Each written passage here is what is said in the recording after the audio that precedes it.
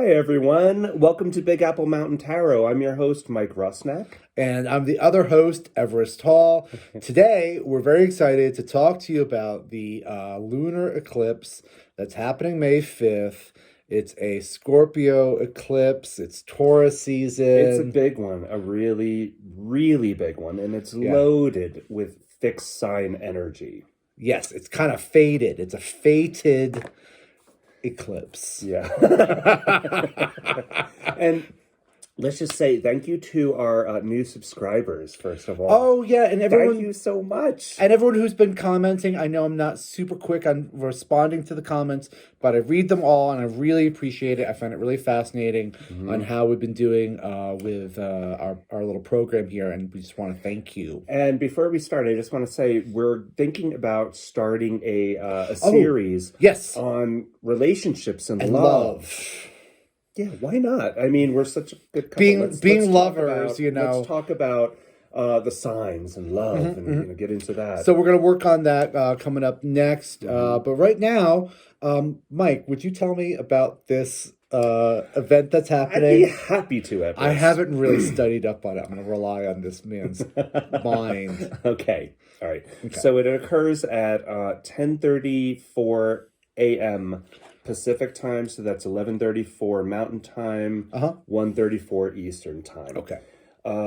It's a full Scorpio moon eclipse on May 5th. It's a penumbral eclipse, meaning that you will still be able to see the moon. Yes. But the Earth's shadow will be cast upon the moon, and it will be visible in Eastern Europe, Eastern Africa, Asia, and Australia.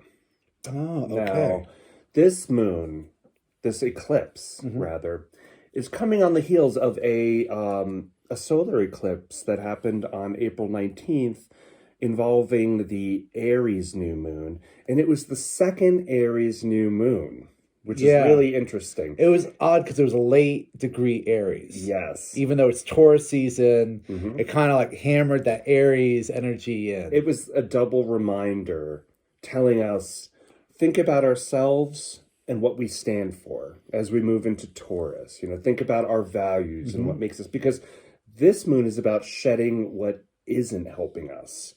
This eclipse is about what love is and what love is not. And it's very heavy here. Yeah. It's how we value and use the pain and the trauma that we've experienced in life to move on, to evolve, to get beyond it. It's a moment where we get to bless our tormentors and then set them free, to let them go. But the point is to bless them and to say, well, thank you for the lesson. I signed up for this lesson. Right. And now we're done. Yeah. And part of the lessons from our Libra moon was harmony. Justice, not revenge. Not revenge. Which is a difficult one for some people. But to be kind of neutral and let universal karma do its process. And this is it's heavy with fixed sign energy. Heavy, yeah. And it's also very much about healing, all right? Because Mars, the planet of Aries and the planet of Scorpio, is in the sign of Cancer. Right. So we have this like Martian fire energy, but it's very muted and vulnerable. Yeah. And it's squaring to Chiron in Aries. Also. The wounded healer. The wounded healer, Chiron.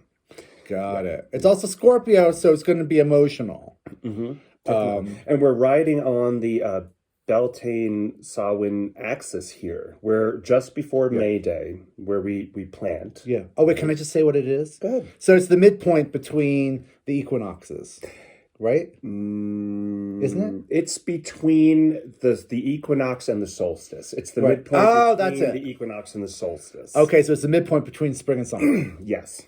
Which is a very important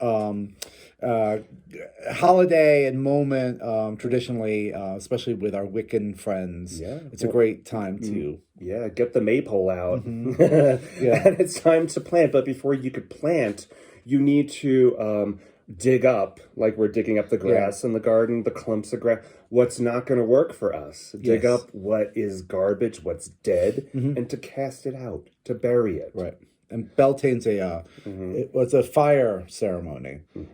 So it's about faith and not burning yourself. And traditionally, you jump over the fire. And whoever can really jump over the biggest fire has the most vitality coming into the new season.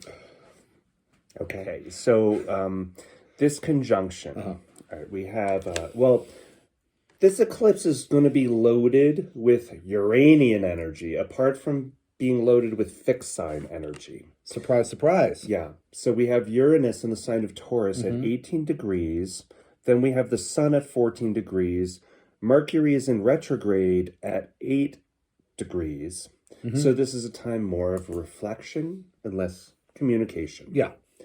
And then the North Node, our true node, is at 3 degrees of Taurus.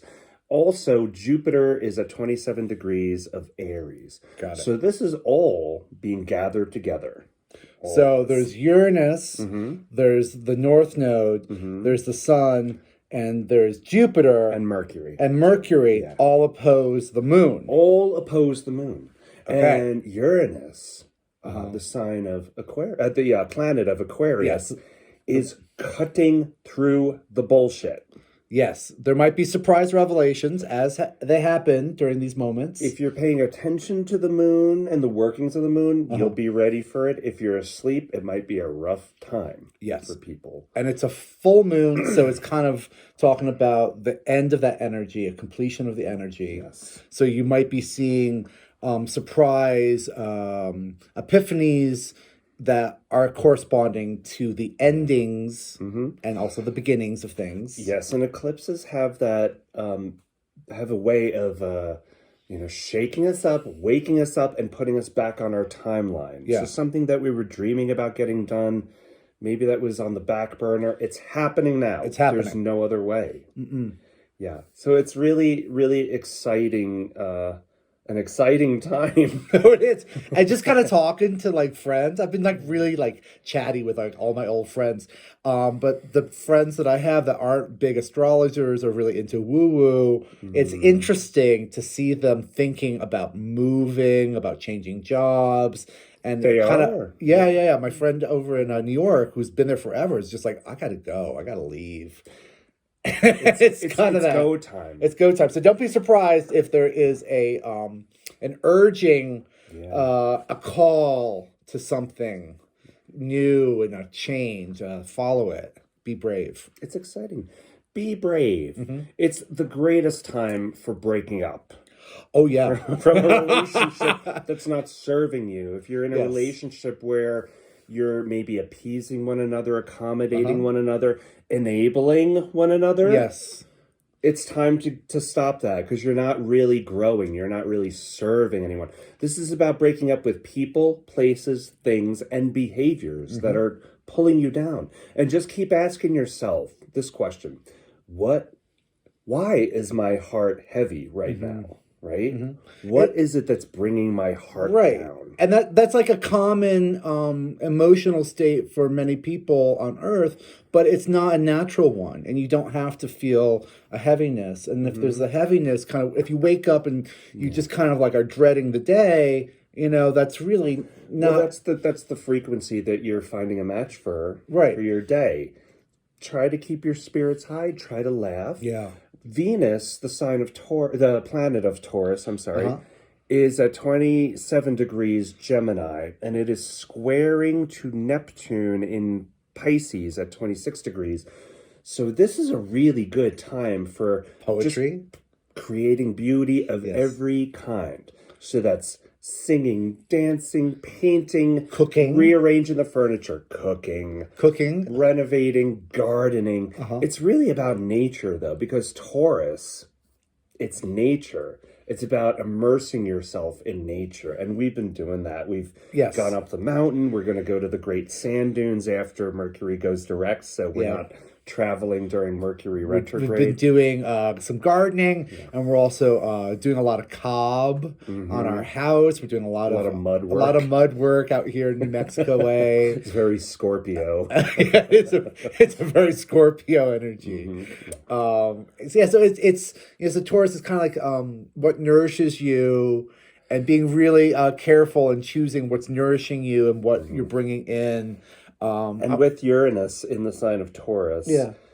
that's finding those lightning moments of truth that hit you when you're very quiet and you're in nature, right? Yeah. It's the stuff that you really can't accomplish when your brain is too active. Yes. You know, you have to be quiet and be still in nature for these realizations to really land on Not you. always the easiest thing to do for some people, but it's highly suggested and I think kind of necessary to kind of move things forward. Just want to talk a little bit about architecture and the body. And I had this idea years ago where you've got your body and your soul's inhabiting your body. And it's this primary example of architecture.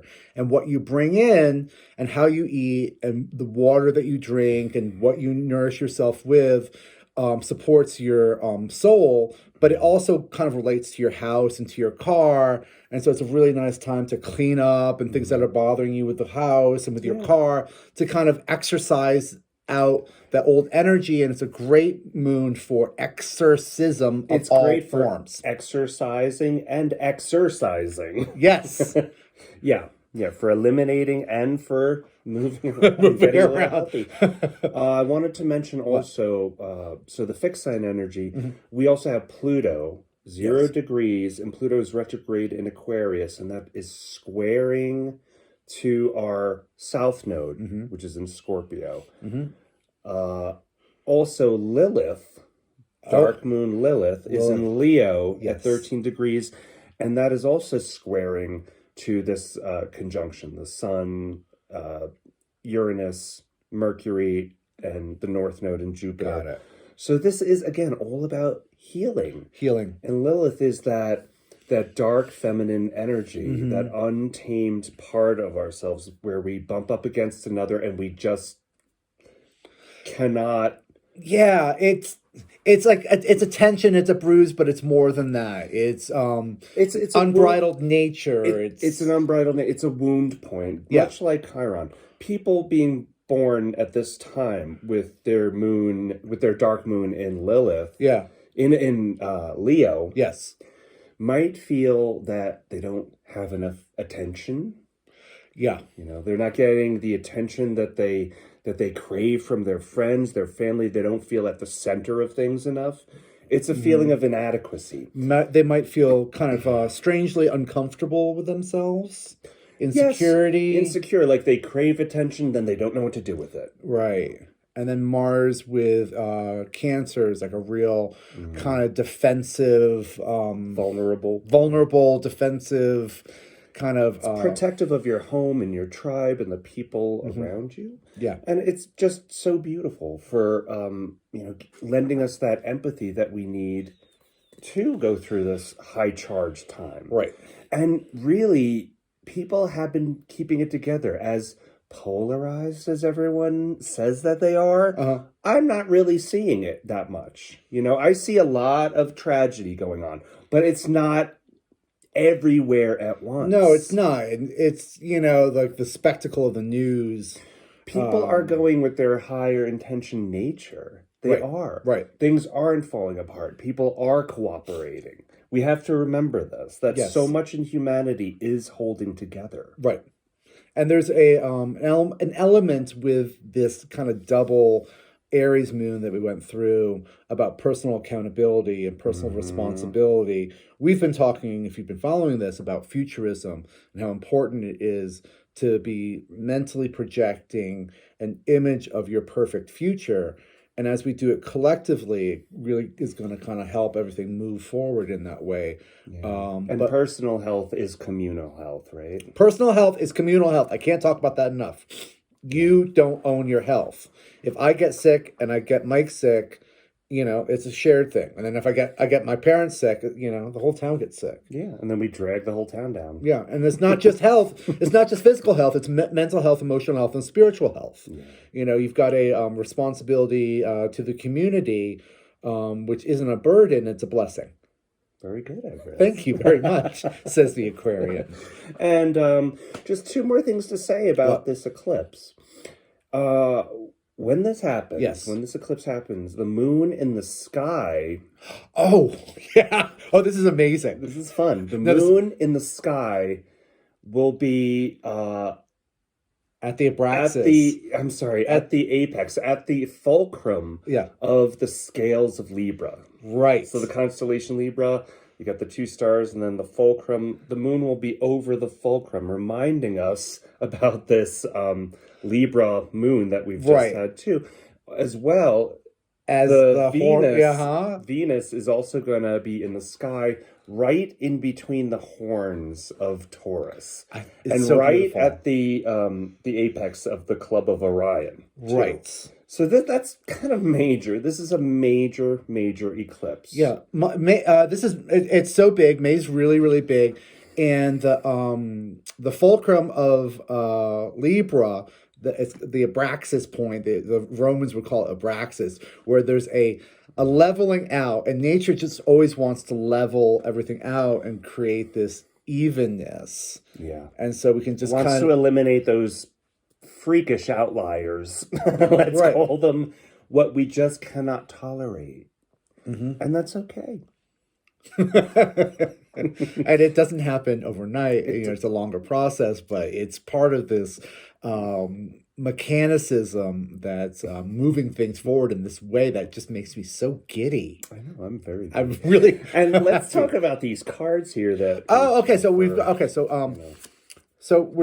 this is Scorpio. So this is Scorpio. So these are the two kind of elements we're talking about here. So we've got Taurus.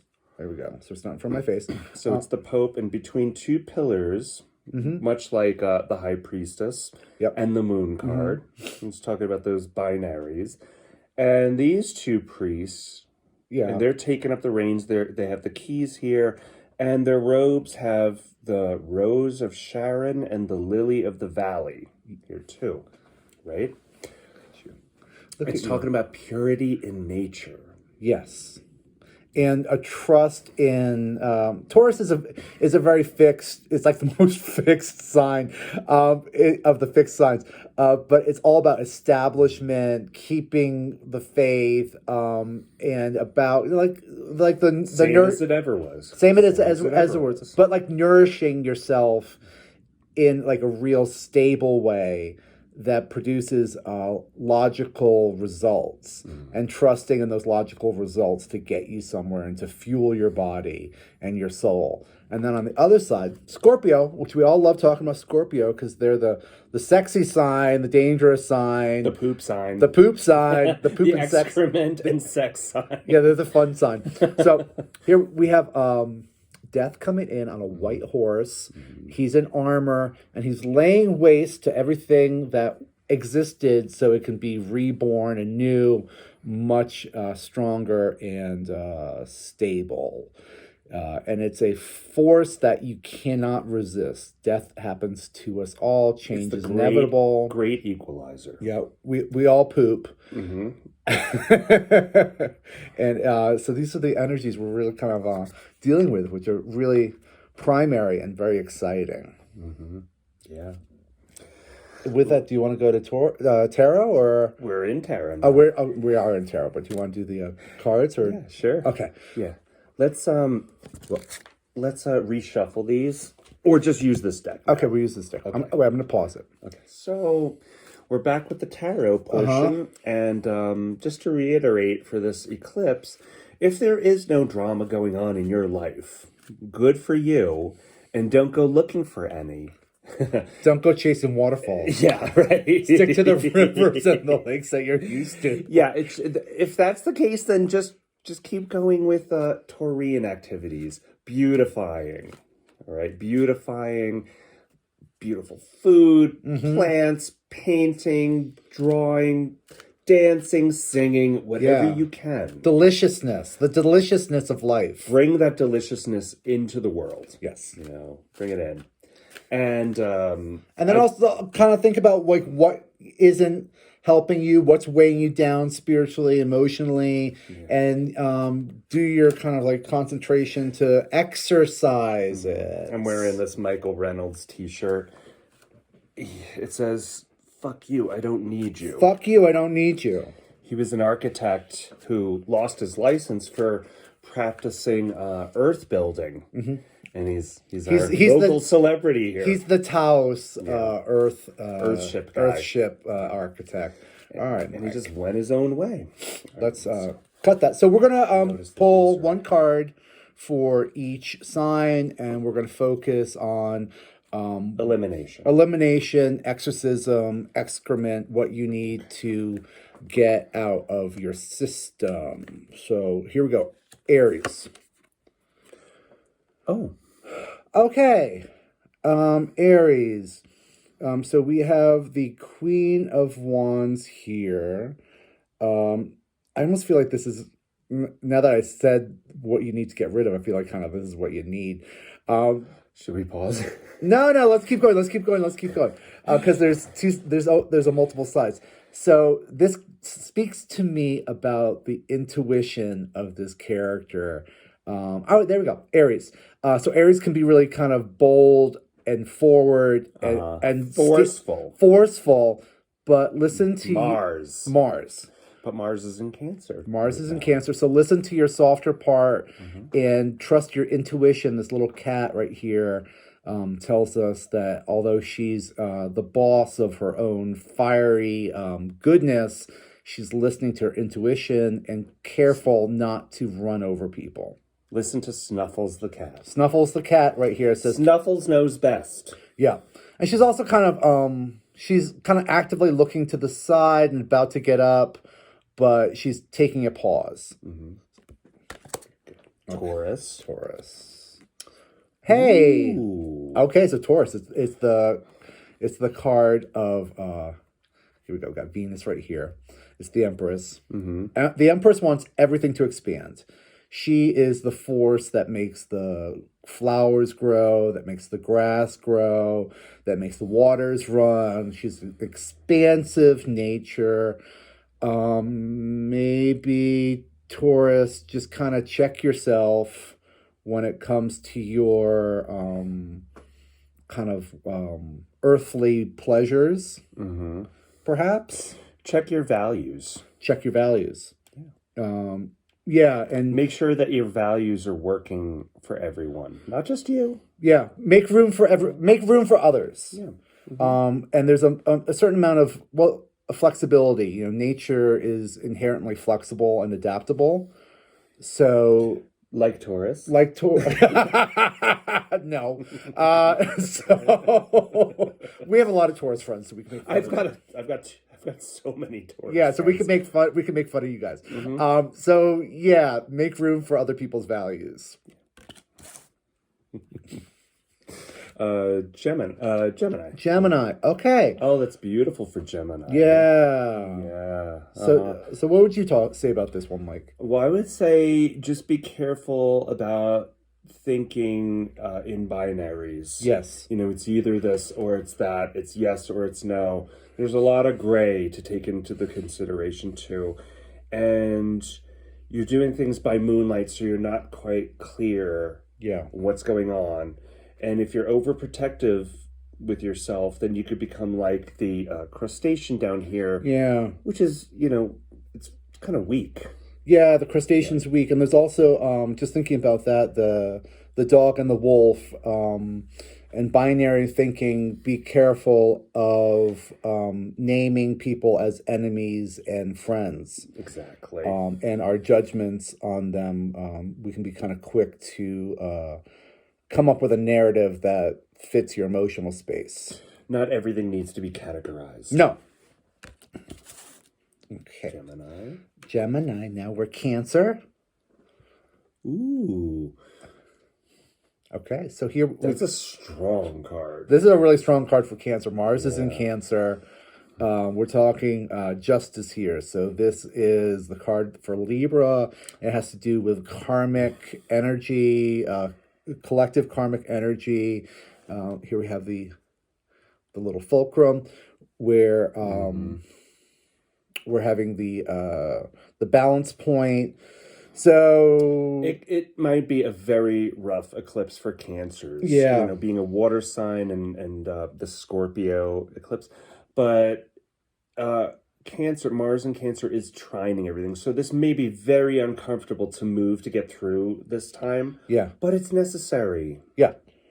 It's necessary. And emotional sensitivity is... It's necessary for a secure home space, which Cancer loves and thrives in. Right. And I've got a strong Cancer aspect. And it's not so comfortable to fight for your home and the justice of it, but sometimes it's necessary to defend your home and your emotional space. And it could have something to do with placating those around you and, you know, just accommodating them, like I said. That's it. Placating those around you. Keeping the peace, not rocking the boat. I'm sorry, the boat needs to be rocked. Right, exactly. Yeah. It's your home, it's your shell, it's your crab, and it's how you nourish yourself. You're a crab. I am a crab. Okay, now Leo. Okay, Leo. That's Mike. Leo. Okay. All right. Fast and Furious. Eight of Wands. It's learning to not burn out and learning that you can't get to all of your passions in one day. You have to, kind of manage them. Yeah, and thinking about one Leo in particular, you're not the center of the world, and, make room for others. Mm-hmm. You're fiery, totally fantastic personality. Yes, but tone it down because you're just going to burn yourself out. It's like firing buckshot. It just doesn't. Yes. It might not even hit the mark. Right. Yeah. Focus. That's it. It's like buckshot. Focus your energy. Mm-hmm. So not to spread it out so randomly, but really be specific on who you share your joyful, wonderful, lovely, happy energy with. Meditate more. Yes. Okay. Virgo.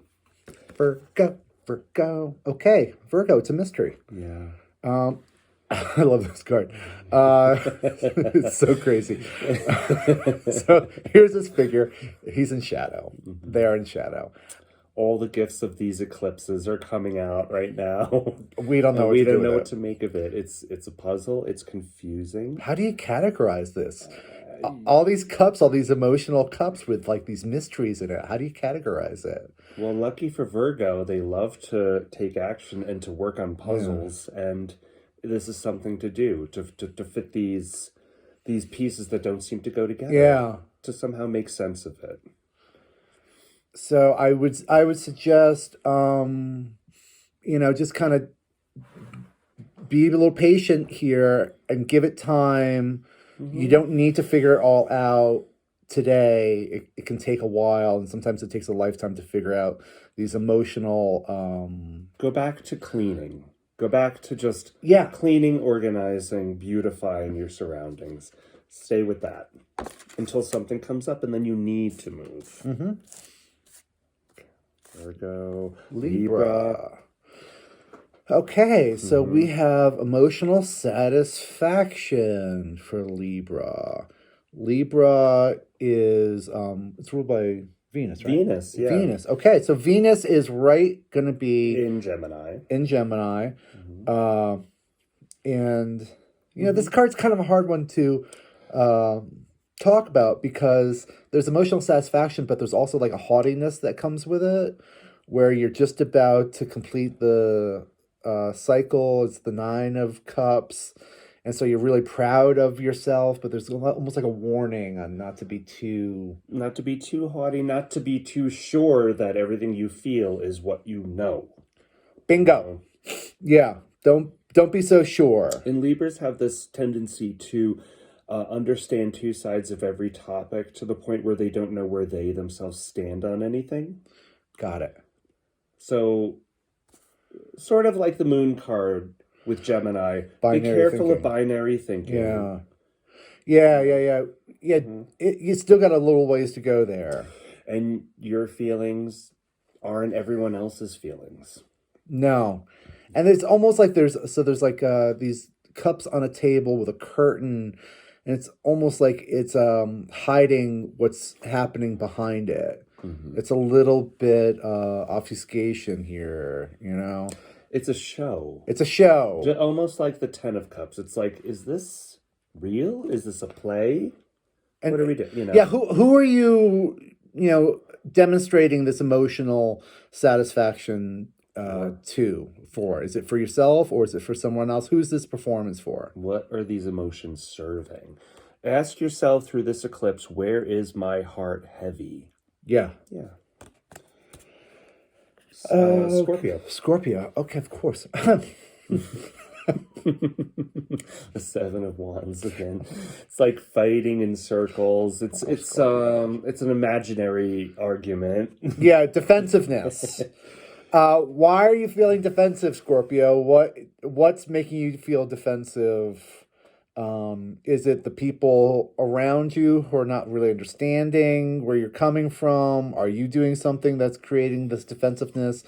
There's nobody attached to these wands. Wands are fire, they're passion. This could be like waking up in the morning and then just doom scrolling because you're on automatic. Yeah. And it's just like, what are you doing? Why are you doing that? Why are you setting the tone for your day to be combative?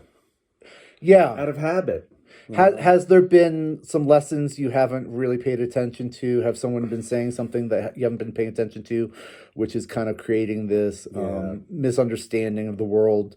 It's as if the whole world is fighting against this guy, and he's got to be defending himself against these unseen forces.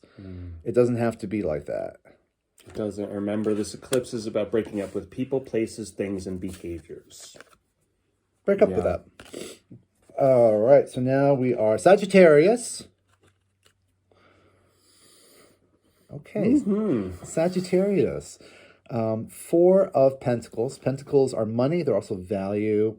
This card speaks about being conservative, being kind of stingy, being very rigid, intractable. He's in front of this, there's this town, and he is standing on all of his values, holding them tight. It's right on his head. There's it doesn't look comfortable or happy at all. No, it doesn't look happy at all. Where have you become tight and really stingy and kind of locked in our values and myopic and not paying attention to? Yeah. Part of Sagittarius is a faith, and part of that faith is this like real belief that the arrow is going to hit the mark. Yeah. And Jupiter, the planet of Sagittarius, is in this conjunction. It's being pulled into this Taurian energy, which is very fixed. Very fixed. Fixed sign energy. Yeah. Where's your faith kind of narrow and locking you in? It's time to laugh. Aside from singing and dancing and painting, it's a time to laugh right now. Yeah, we try to get about at least 20 minutes of laughter in every day. If you're not laughing for 20 minutes every day, you're doing yourself harm. Laugh more. Capricorn. All right. Wow. Our hardworking Capricorns. I like this card for them. Something's becoming clear. And that's the sword of truth and justice, too. Right. It's ideas. There's an idea that has kind of become clear. It's been raised up through the clouds. And it's been a long time with Pluto going through Capricorn, too. So this is like a reevaluation of what's collapsed in the past, 20 years. And it might be time for a new idea, a new project, a new way of working. Absolutely. I've got a couple Capricorn friends. They're fantastic, but man, they are so focused on this one working project, even to the point where it's kind of been processed. So it might be the time for a new idea to come through. Maybe new ideas, new projects, new possibilities have already kind of shown themselves, and it's a great opportunity for a new thought. Aquarius, that's me. Okay. Three of Wands, and it's that longing for more experience, for more travel, for more information. Yeah. Right? Pluto's kind of right in the beginning of those degrees. It's actually right on my Venus. And you're looking for that expansion too. Right. Yeah. I always going to see this card as like you're looking for that fourth wand so you can make a building. That's the fourth year that we've been here. Oh, yeah. Every single day for the past 3 years. Yeah, exactly. And now it's like, okay, how do we expand on this world that we're creating here? Where do we go from here now? Right? Pisces, last but not least. Very good. All right. So Saturn is in Pisces. And which is a nice, healthy dose of structure and reality to the dreaminess of Pisces. Yeah, and as you see, here's a gentleman with a family, and they got their ideas, their thoughts going, and they're heading towards land. No, they're heading into warmer waters. They're going where it's warmer and friendlier, And I want to say with Saturn there, more structured. Yeah, that with Saturn there is the ability to bring structure into the dreams, or to turn your dreams into reality. Yes. Yeah.